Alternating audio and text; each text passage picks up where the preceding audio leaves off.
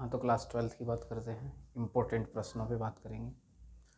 तो class 12th के जो सबसे मोस्ट रिपीटेड प्रश्न एंड मोस्ट इम्पोर्टेंट प्रश्न कह सकते हैं, जो आपको अंतिम समय में एकदम रामबाण का काम करेंगे। तो चलो देखते हैं, बढ़ते हैं क्वेश्चन 1 की तरफ। तो पहला प्रश्न है आपका परासरण दाब और प्रतिलोम परासरण। तो परासरण दाब क्या होता है वो आप पढ़ लेंगे, आपकी कॉपी में लिख रहा होगा। और प्रतिलोम परासरण क्या होता है ये भी आप उम्मीद है जानते होंगे। विद्युत रासायनिक दूसरा क्वेश्चन है विद्युत रासायनिक श्रेणी तथा इसके लक्षण और इसके अनुप्रयोग। विद्युत रासायनिक श्रेणी ये बहुत ज़्यादा मोस्ट इम्पोर्टेंट है, बहुत ज़्यादा, ये समझ लो प्रश्न आ ही रहा है इस पर। विद्युत रासायनिक श्रेणी तथा इसके लक्षण अनुप्रयोग। अब लक्षण पूछ सकता है या अनुप्रयोग पूछ सकता है, ध्यान रखेंगे। प्रश्न संख्या 3 पर चलते हैं। वेग स्थिरांकों के मात्रक, ये बहुत एक नंबर में पूछ सकता है। इसके मात्रक पूछता है, वेग स्थिरांक मतलब के, इसके मात्रक पूछेगा, कहेगा शून्य कोटि की अभिक्रिया के लिए वेग स्थिरांक का मात्रक बताइए, प्रथम कोटि की अभिक्रिया के लिए वेग स्थिरांक का मात्रक बताइए, द्वितीय कोटि की अभिक्रिया के लिए वेग स्थिरांक का मात्रक बताइए। तो इस पर हम चर्चा कर चुके हैं, कॉपी में देखेंगे।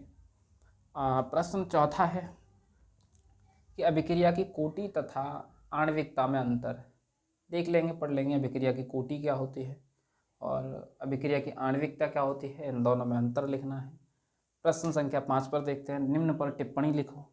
अब ये जो टिप्पणी हैं आपकी, जो कुछ 4-5 टॉपिक दिए हैं मैंने टिप्पणी लिखने के लिए, 6 हैं। तो इस पर टिप्पणी पूछता ही पूछता है। एक तो ब्राउनी गति है, ब्राउनी गति पर टिप्पणी बहुत ज़्यादा पूछता है।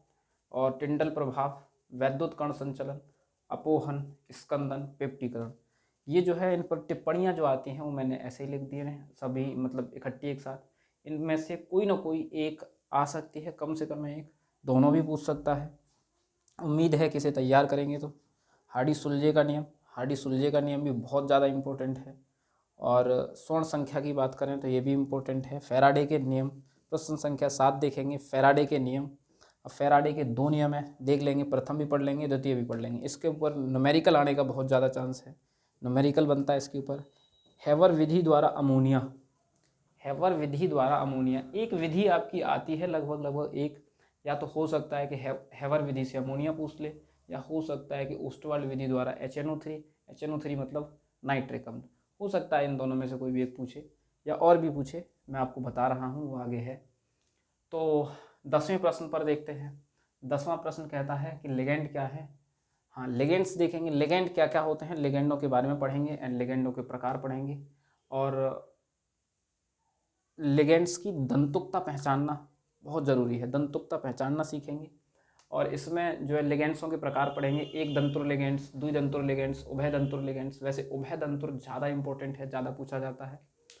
और आप सीखेंगे कोई भी उपसहसंयोजक यौगिक होते हैं उनकी उपसहसंयोजन संख्या निकालना सीखेंगे।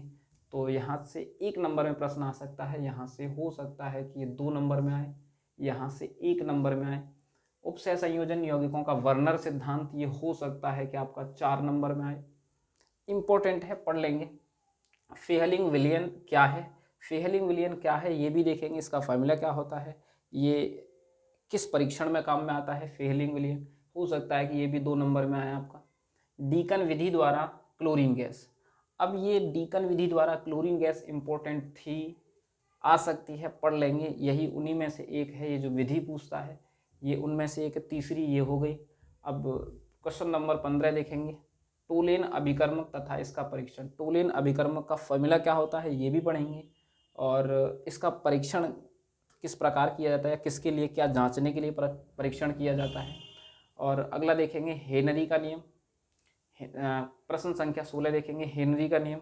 हेनरी का नियम पढ़ लेंगे आप, इसकी सीमाएं पढ़ लेंगे इस नियम की, इसके अनुप्रयोग पढ़ेंगे। और इम्पोर्टेंट भी है, राउल्ट का नियम पढ़ लेंगे आप।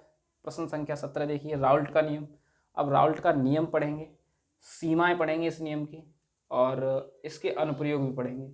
राउल्ट का नियम, ऐसे विलियन जो राउल्ट के नियम का पालन करते हैं आदर्श विलियन कहते हैं, ऐसे विलियन जो राउल्ट के नियम का पालन नहीं करते हैं अनादर्श विलियन कहते हैं। इन दोनों विलियनों को पढ़ लेना है अच्छी तरह, हो सकता है कि इनके ऊपर सवाल आने के चांस हैं।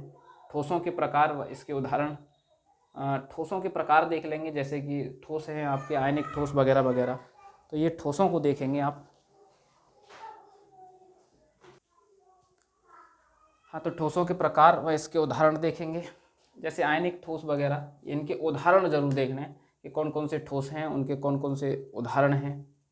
और अगला देखेंगे अब ठोसों में होने वाले दोष, यानी कि ये दोष बहुत ज़्यादा दो इम्पोर्टेंट हैं, एक फ्रैंकल दोष है, एक शॉर्टकी दोष है।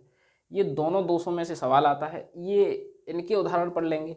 ये फ्रैंकल दोष किस किस ठोस में होता है, शॉर्टकी दोष किस किस ठोस में होता है, ये पढ़ लेंगे।